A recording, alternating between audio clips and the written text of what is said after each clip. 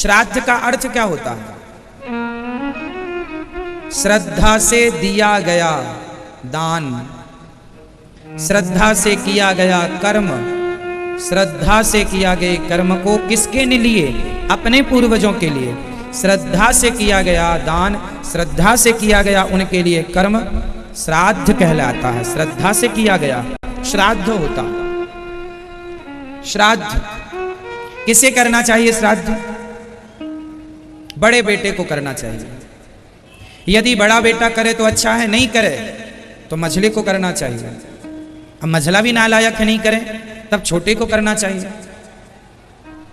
करना तो बड़े को चाहिए। अच्छा, जब तक पिता है तो पिता श्राद्ध करेगा, पुत्र नहीं करेगा। ये श्राद्ध की विधि कौन करेगा? पिता।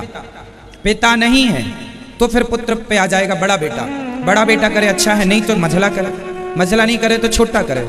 करे कोई तो करे। क्या क्या कर सकते हैं आप अपने पूर्वजों के लिए?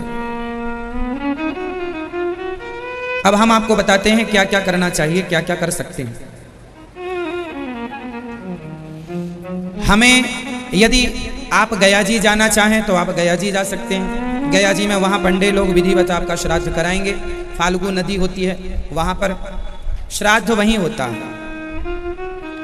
गय नाम का एक भक्त था भगवान का, था तो राक्षस, पर भगवान की शरण में चला गया तो भगवान ने कहा तुम मुझसे कुछ मांग लो। भगवान ने कहा मुझे पवित्र कर दीजिए।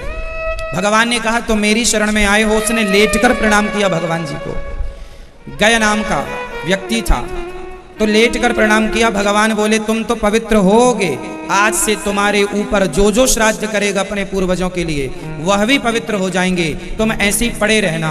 तो उसी के शरीर में आज भी ये श्राद्ध, पिंडदान इत्यादि तर्पण होता है। आज भी वो गया तीर्थ वही है, गया वही है। तो गया जी हमें जाना चाहिए। यदि आपके पिताजी का आप श्राद्ध करना चाहते हैं, पिंडदान। अच्छा, पिंडदान कब से होता है? जैसे 13वीं होती है ना, तो 13वीं के दिन भी पूजा होती है, उसमें भी पिंडदान होता है। वो पिंडदान उसको प्राप्त होता है जिसके लिए हम कराते हैं 13वीं, जो भी चला गया है। कुल मिलाकर ये कहना है कि हम बच्चों को चाहिए कि हम अपने पूर्वजों के उस ऋण को उतारें जो ऋण हमारे माथे पर है।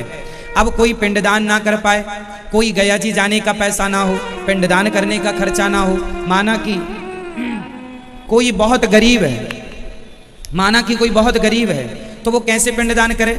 ना गया जी जा पाए, ना भागवत जी की पोथी करा पाए, ना कुछ काम कर पाए, वो उसके पितर कैसे तृप्त होंगे? माना कि कोई व्यक्ति बड़ा गरीब है तो उसका भी एक उपाय है।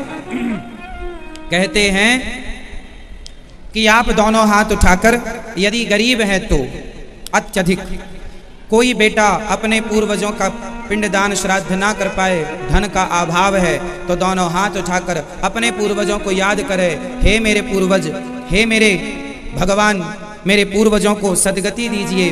मैं इतना गरीब हूं कि मैं उनके लिए कुछ ना कर पाया। आप अपने पूर्वजों से प्रार्थना करिए कि भगवान से प्रार्थना करिए मेरे पूर्वजों को सदगति दें। और प्रार्थना करते करते यदि कोई 2 आंसू बहा देता है तो वो आंसू ही पिंड बन करके उन्हें प्राप्त हो जाते हैं, उससे ही उनकी सदगति हो जाती है। हम कहना ये चाह रहे हैं कि भले श्रद्धा के आंसू बहाओ पूर्वजों के लिए, पर कर्म करो, करो, करना चाहिए। क्या क्या कर सकते हैं आप लोग? आप लोग अपने पूर्वजों के लिए भागवत जी की पोथी करा सकते हैं। गया जी श्राद्ध तो कराना ही है, पर भागवत जी से भी हमारे पूर्वजों की सदगति, गया श्राद्ध से सदगति होती है और भागवत जी से सदगति होती है। आप अपने घर में ब्राह्मणों को बुलाकर भोजन कराइए। अच्छा, ब्राह्मणों को निमंत्रण कब करना चाहिए? इसका शास्त्रोक्त नियम है। जैसे आपकी पंचमी तिथि आई, आपके पिता की, दादा की, माना कि पंचमी तिथि, तो पंचमी जो तिथि है उस तिथि में आपको माना कि 10, 12, 15 ब्राह्मण बुलाना श्राद्ध के लिए, भोजन कराने के लिए। तो आप ब्राह्मणों को कब बुलाएं? एक दिन पहले यदि बुलाएं तो उसमें एक शर्त है यजमान को और ब्राह्मण को दोनों को, जैसे आपने आज हमें निमंत्रण दे दिया कि महाराज जी आप श्राद्ध में आना है, तो आपने किसी ब्राह्मण को कहा कि पंडित जी कल आपको श्राद्ध में हमारे घर आना है। पंडित जी ने बोला आऊंगा।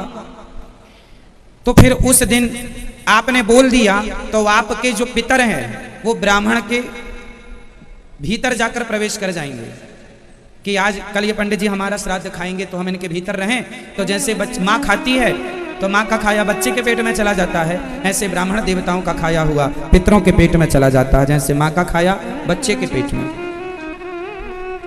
तो एक दिन पहले यदि आप करते हैं तो उसमें एक शर्त है, पंडित जी को और आपको, आप दोनों को, यजमान और ब्राह्मण दोनों को ब्रह्मचर्य का पालन करना पड़ेगा। आज आपने निमंत्रण दे दिया तो आज की रात उन्हें ब्रह्मचर्य का पालन करना पड़ेगा। यदि उन्हें अपना ब्रह्मचर्य खंडित कर दिया यजमान ने या ब्राह्मण ने तो वो पूर्वज फिर स्वीकार नहीं करेंगे। तो फिर इसका उपाय क्या है? बोले आप जिस दिन श्राद्ध है उसी दिन आप निमंत्रण दीजिए। आज श्राद्ध है आपका तो आज सवेरे 6 बजे निमंत्रण देने जाइए।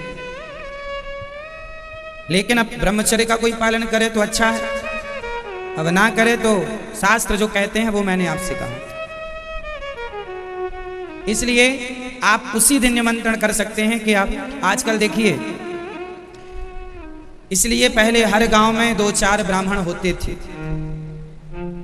ताकि ब्राह्मण ही प्रसाद पाए। प्रसाद तो फिर आप सबको पवाते हैं, समाज को, गांव को, जितना आपकी श्रद्धा है, पर ब्राह्मणों को प्रसाद पवाएं, मड़िया चकाचक खवाएं, मस्त उनको भोजन प्रसादी करा के दान दक्षिणा दें, तब जाके पितरों को तृप्ति मिलती है। तो ये श्राद्ध पक्ष है, पितरों को आप जो भी दे सकें, उनके निमित्त जो भी आप करें वो श्राद्ध पक्ष में हर व्यक्ति को, हर गृहस्थ को करना चाहिए। सो आप जो आपकी श्रद्धा है, जो आपके गुरुजन बताएं, जो आपके आचार्य चरण बताएं, वो आप कीजिएगा। भगवान यहाँ तो रहते हैं हृदय में, भगवान कण कण में तो रहते हैं, सत्य है। लेकिन इससे बड़ा एक सत्य ये है कि भगवान हृदय में और कण कण के पहले भगवान भक्तों के विश्वास में रहते हैं। यदि विश्वास है तो भगवान है, और विश्वास नहीं है तो भगवान नहीं है।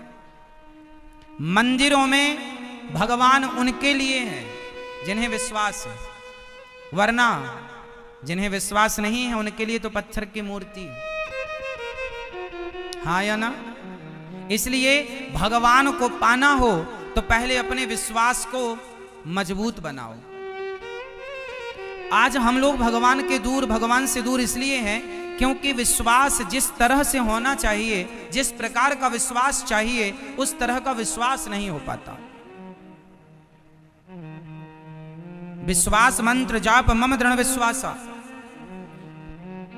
चाहिए विश्वास, विश्वासो ही फलदायक, पर होता नहीं।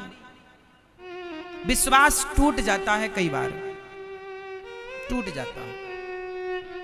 आप में से कभी किसी का विश्वास टूटा भगवान से? टूटा? एक मैया बोली, यहीं हैदराबाद की थी, बोली महाराज हम पहले भगवान को बहुत मानते थे, बहुत विश्वास था, अब नहीं विश्वास है, अब विश्वास नहीं है। हमने कहा मां क्यों नहीं है? बोले पहले हमने भगवान से कहा था, हे भगवान हमारी बहू को बेटा ही होना चाहिए, पर बेटी हो गई, तब से विश्वास उठ गया। अच्छा, समाज में ऐसे बहुत लोग मिलेंगे आपको जो ये कहते हैं हम पहले भगवान को बहुत मानते थे, पहले बहुत विश्वास था, अब विश्वास नहीं है। बताओ ये कौन लोग हैं? हाँ, कौन है ये? भगवान में क्या चाहिए? विश्वास। और जो लोग कहते हैं पहले विश्वास था अब नहीं है, वो लोग कौन हैं? वो लोग हैं स्वार्थी। अच्छा, भक्त और भगवान के बीच में क्या नहीं होना चाहिए आप बताओ? भक्त और भगवान के बीच में क्या नहीं होना चाहिए? उत्तर दो। क्या नहीं होना चाहिए मेरी मां? पीछे वाली मैया बताएंगी, ये गुलाबी मैया बताएंगी। चलो बता, भक्त और भगवान के बीच में क्या नहीं होना चाहिए? क्या क्या नहीं होना चाहिए? भक्त और भगवान के बीच में कभी एक चीज है जो नहीं होनी चाहिए, और वो है स्वार्थ जिसे कहते हैं कामना। इसलिए भक्त और भगवान के रिश्ते में कामना ना हो। इसलिए भक्त और भगवान का रिश्ता कैसा होना चाहिए? निष्काम होना चाहिए। क्या होना चाहिए? भक्ति कैसी हो? निष्काम। निष्काम का मतलब क्या हुआ? यदि आपने भगवान से कहा कि हे भगवान हमें बहू के बेटा चाहिए, हे भगवान हमें ये चाहिए, यदि वो नहीं मिला तो आपका विश्वास टूट जाएगा। अरे भगवान से काम क्यों करवाते हो? कोई भगवान तुम्हारे नौकर हैं कि ये दो हमें वो दो? नहीं, भगवान से कभी कुछ मांगना नहीं चाहिए। अब आप कहेंगे भगवान से ना मांगे तो फिर किससे मांगे? तो एक बात बताओ, जब छोटा सा बच्चा अपनी मां के गोद में होता है, 2 महीने का, 1 महीने का, 3 महीने का, 5 महीने का, तो क्या बेटा कभी अपनी मां से कहता है, कुछ मांगता है? हमें दूध दे दो, हमें पानी पिला दो, हमें रजाई उड़ा दो, हमें पंखा चला दो, एसी चला दो, हमें बहुत ठंडी लग रही है, हमें बहुत गर्मी लग रही है? क्या छोटा सा बच्चा कभी कुछ मांगता है मां से? क्या मांगने के लिए उसके पास शब्द हैं? नहीं। अच्छा, छोटा सा बच्चा मां से कभी कुछ नहीं मांगता। 3 महीने का, 4 महीने का, 5 महीने का, कुछ नहीं मांगता, फिर भी उसकी मां बिना मांगे सब कुछ देती है कि नहीं? बोलो हाँ या ना? बिना मांगे मां समझ लेती है कि मेरे बच्चे को भूख लगी है कि प्यास लगी है, इसे दवाई की जरूरत है या किस चीज की। अरे सामान्य अनपढ़ स्त्री, अनपढ़ मां अपने बच्चे की हर फीलिंग, हर भावना को जान जाती है, बिना मांगे सब समझ लेती है। तो क्या भगवान अपने भक्तों के मन की बात नहीं जानेंगे कि मेरे भक्त को कब किस चीज की जरूरत है? एक बार आप उनके हो जाओ, फिर मांगने की जरूरत नहीं पड़ेगी। जो मांगते हैं वो भगवान के हुए नहीं, इसलिए मांगना पड़ता है। भिखारी को आपके घर में आकर मांगना पड़ता है, भैया 2 रोटी दे दो, भैया 10 रुपए दे दो भैया। लेकिन आपका बेटा, उसे मांगना नहीं पड़ता, वो पापा की, वो पिता की संपत्ति का अपने आप वारिस हो जाता है। पिता का जितना धन होगा वो बेटा उस धन का अधिकारी हो गया, केवल जन्म लेते ही। बोलो हाँ। भिखारी को मांगना पड़ता है, बेटे को मांगना नहीं पड़ता। बिना मांगे वो पिता की सारी संपत्ति का अधिकारी बन जाता है। क्यों? क्योंकि वो एक बार पिता का हो गया। उसी तरह एक बार भगवान के हो जाओ तो भगवान सब कुछ देने को तैयार। विडंबना ये है कि हम भगवान के हो नहीं पाते। हम किसके होते हैं? हम संसार के लोगों के होते हैं, है ना? हम तुम्हारी पत्नी हैं, हम तुम्हारे पति, हम तुम्हारे पिता हैं। संसार के ना बनो, संसार से रिश्ता ना जोड़ो, भगवान से रिश्ता। और भगवान के इस रिश्ते में, भक्त और भगवान के रिश्ते में क्या नहीं चाहिए मेरी मां? क्या नहीं चाहिए? स्वार्थ। भक्ति कैसी हो? निष्काम। निष्काम, कोई कामना। भगवान से ये मत कहो कि भगवान हमें ये दे दो। भगवान को पता है बेटा क्या कर दिए साउंड में। भगवान को पता है कि हमें क्या चाहिए, भक्त को क्या चाहिए, सब पता है।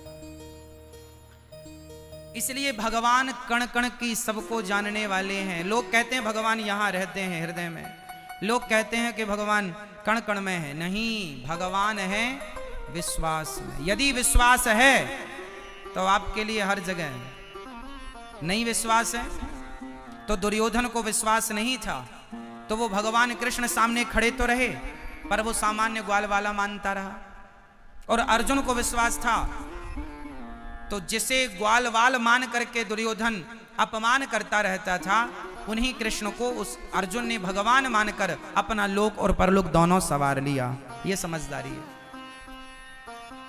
दुर्योधन घमंड में भरा रहा कि तुम तो बचपन में चोरी करते थे मक्खन की, तुम तो गाले हो, गाय चराते थे। दुर्योधन ग्वाला ही मानता रहा, अर्जुन भगवान मानते रहे।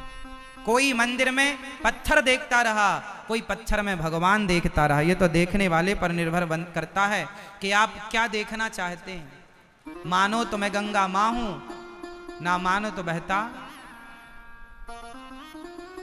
जाकी रही भावना जैसी, प्रभु मूरत देखी तिन तैसी। तो भगवान में क्या होना चाहिए? विश्वास। ठीक है, सबके भीतर है भगवान। अच्छा ये बताओ, आप में से कितने लोगों ने भगवान को देखा? आपने भगवान को देखा है? आपने भगवान को देखा? हाँ या नाम उत्तर देना है। आपने भगवान को देखा? नहीं। आपने भगवान को देखा? नहीं। ये मैया बैठी हैं आगे कुर्सी पे, बताएंगी आपने भगवान को देखा? मेरी माँ नहीं। पीछे वाली मैया, वो पीली मैया खड़ी हो, बताओ आपने भगवान को देखा है? देखा है? ये पीछे वाली मैया जो चेयर पे बैठी है पीछे, मैया बताओ आपने भगवान को देखा है? नहीं। आप लोगों ने, भैया आप लोगों ने भगवान को देखा? दादाजी आप बताइए, आपने भगवान को देखा है? हाँ या ना में सिर हिलाना बस। आपने भगवान को देखा है? हाँ या ना? नहीं देखा। पीछे वाले दादाजी आप बताइए, आपने भगवान को देखा है? नहीं। आप में से 80% लोग कह रहे हैं कि हमने भगवान को नहीं देखा।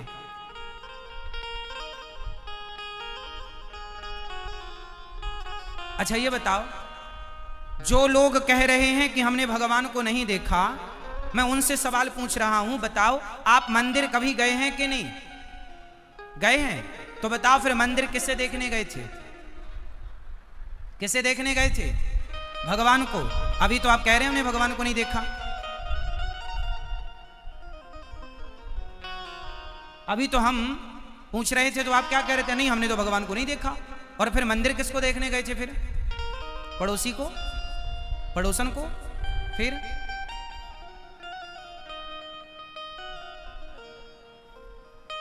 मंदिर गए थे, भगवान को देखा था, पर कोई पूछेगा कि भगवान को देखा? नहीं हमने तो नहीं देखा।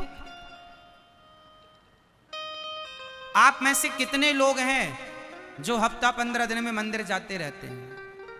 कुछ लोग तो रोज जाने वाले होंगे, कुछ हफ्ता 15 दिन में, महीने में तो जाते होंगे। जाते हो ना? तो किसे देखने गए थे ये तो कंफर्म कराओ। भगवान। तो अभी तो कह रहे हो कि नहीं देखा। सॉरी बोलो फटाफट। इसका अर्थ ये हुआ कि आप कहेंगे महाराज जी वो तो पत्थर की मूर्ति है, वो थोड़ी भगवान है। आपने पूछा कि क्या भगवान को देखा है, तो वो तो मूर्ति है, हमने तो मूर्ति देखी ना।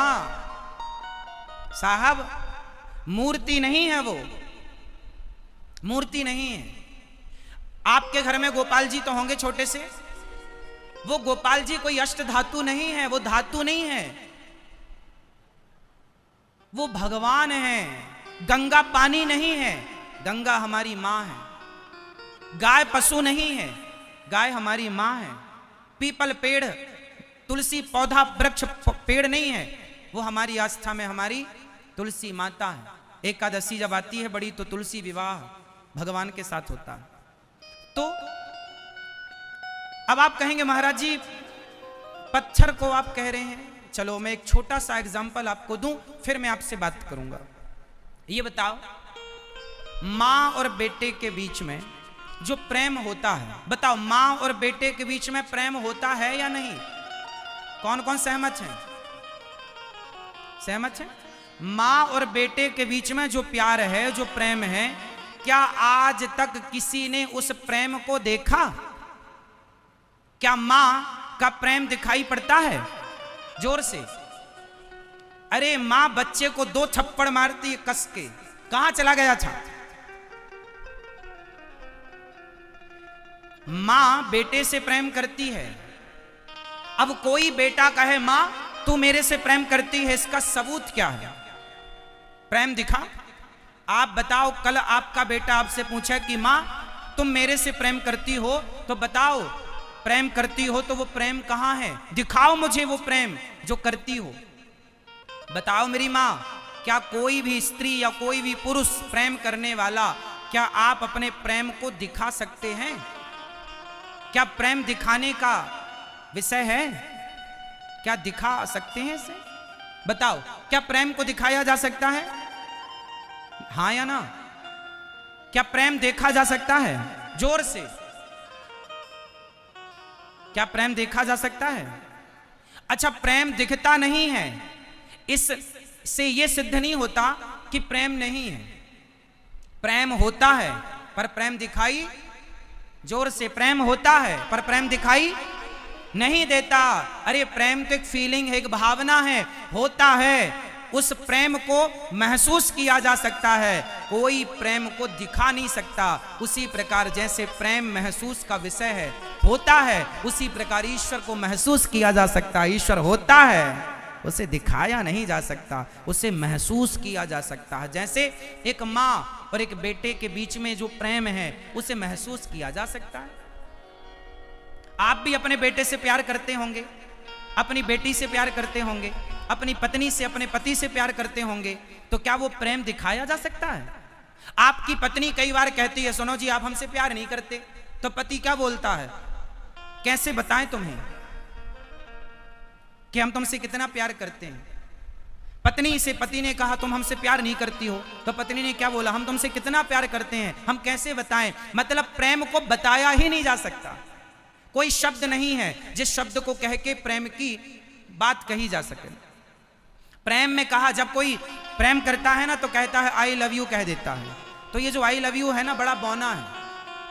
प्रेम को व्यक्त करने के लिए ना कोई शब्द नहीं है। एक बात बताएं, जो प्रेम है ना मेरी माँ, वो निःशब्द होता है। प्रेम को शब्दों से व्यक्त नहीं कर सकते आप। प्रेम को व्यक्त करने के लिए कोई शब्द है ही नहीं। यदि है तो आप बताओ। प्रेम है, बस है वो भीतर का विषय है, बाहर का सब्जेक्ट नहीं है। उसी तरह परमात्मा भी भीतर का सब्जेक्ट है, बाहर का सब्जेक्ट नहीं है। मंदिर में जाते हो तो इस भाव से जाया करो कि ये प्रत्यक्ष भगवान है, मूर्ति है, पत्थर है, लकड़ी ना, भगवान है, बस भगवान है, वो ईश्वर है, महसूस का सब्जेक्ट है। देखने दिखाने का विषय नहीं है। आनंद लीजिए। जिसके पांव में कांटा लगता है ना, दर्द उसी को होता है। बगल में 10 लोग खड़े होंगे, उन्हें कुछ ना होगा, वो सहानुभूति के तौर पर खड़े हो सकते हैं, तुम्हें सांत्वना दे सकते हैं, लेकिन दर्द का अनुभव उन्हें कभी नहीं हो सकता।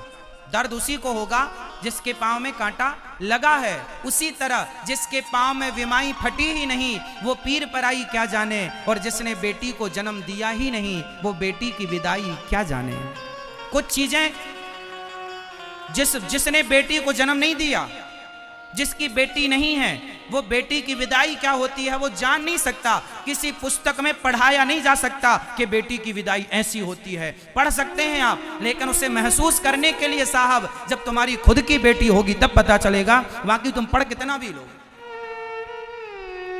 बेटी की विदाई और पांव की विमाई ये बताई नहीं जा सकती, अनुभव का विषय है। कुछ चीजें अनुभव की जा सकती है, व्यक्त नहीं की जा सकती। उसी तरह जिसने भक्ति की है, जिसने प्रभु के लिए आंसू बहाए हैं, वो जान सकता है कि मूर्ति में भगवान है या नहीं। जिसने प्रभु से प्रेम किया ही नहीं, उसके लिए तो ठीक है पत्थर है, ठीक है। इसलिए मेरी माँ, मैंने भगवान को नहीं देखा ऐसा मत कहना। यदि ऐसा कहते हो तो फिर आपका मंदिर जाना बेकार है, भगवान में आस्था रखना बेकार है। एक तरफ तो आपकी आस्था है भगवान में, रोज पूजा करती हो, रोज गोपाल जी को आप नहवाती हो, रोज आप फूल माला आरती पूजा करती हो, और फिर एक तरफ कहती हो हमने भगवान को देखा नहीं। इसका मतलब तुमने गोपाल जी की सेवा पूजा पत्थर या पीतल मानकर की है, भगवान मानकर नहीं। इसलिए भगवान को महसूस करना, जैसे माँ बेटे से प्रेम करती है, वो प्रेम को महसूस करना पड़ता है। आपके घर में गाय है, आप रोज गाय को चारा डालते हैं, रोज गाय को पानी पिलाते हैं, रोज गाय को हाथ फेरते हैं, रोज करिए आप गाय को चारा दाना खिलाइए, पानी पिलाइए। एक दिन ऐसा होगा कि आप गाय के पास जाएंगे ना तो गाय आपको चाटने लग जाएगी। वो गाय है ना, उसके पास शब्द नहीं है, बस वो अपनी जीभ निकालेगी और आपको चाटेगी। आप समझ नहीं पाते, गाय का वो आपको चाटना, वो गाय का आपके लिए प्रेम है। गाय का आपसे प्रेम करने का ये तरीका है। गाय है ना, शब्द तो नहीं बोल सकती ना कि मैं तुमसे प्रेम करती हूं। गाय है, चाट सकती है तुम्हें, तो उसका प्रेम व्यक्त करने का ये अलग हिसाब किताब है। मां जब प्रेम करती है ना बेटे से, तो गले से चिपका लेती है अपने लाल को, अपने बेटे को। जब प्रेम उमड़ता है ना तो व्यक्ति गले लगना चाहता है, गले लगाना चाहता है। हाँ या ना? उसी तरह ये जो प्रेम है ना, ये होता है, सबका अपना अपना तरीका होता है, इसे कोई देख नहीं सकता। हाँ, गाय चाट रही है, आप थोड़ा जानकार हैं तो महसूस कर सकते हैं कि ये हमसे प्यार कर रही है। उसी तरह भगवान ने हमें 2 आंखें दे दी, 2 कान दे दिए, चलने को पांव दे दिए। अरे लंगड़ा नहीं बनाया तुम्हें, बहरा अंधा गूंगा काना नहीं बनाया, सब कुछ दिया है। इसका मतलब ये ईश्वर का प्यार है तुम्हारे लिए कि तुम स्वस्थ रहो, चलो अपने पांव से, देखो अपनी आंखों से, काम अपने हाथों से करो, वरना लोग पांव की चप्पल हाथ में पहनकर घिसटने को मजबूर हैं। आपने हैदराबाद में कभी देखा कि कुछ लोगों ने हाथ में चप्पल पहनी और घिसटने पर मजबूर होते हैं? हाँ या ना? कभी देखा होगा। कौन लोग हैं वो? आपको बेहतर बनाया है ना ईश्वर ने, तो ईश्वर ने आपको 2 पांव दिए, 2 हाथ दिए, सुंदर शरीर दिया। ये ईश्वर का प्यार है आपके लिए, है ना?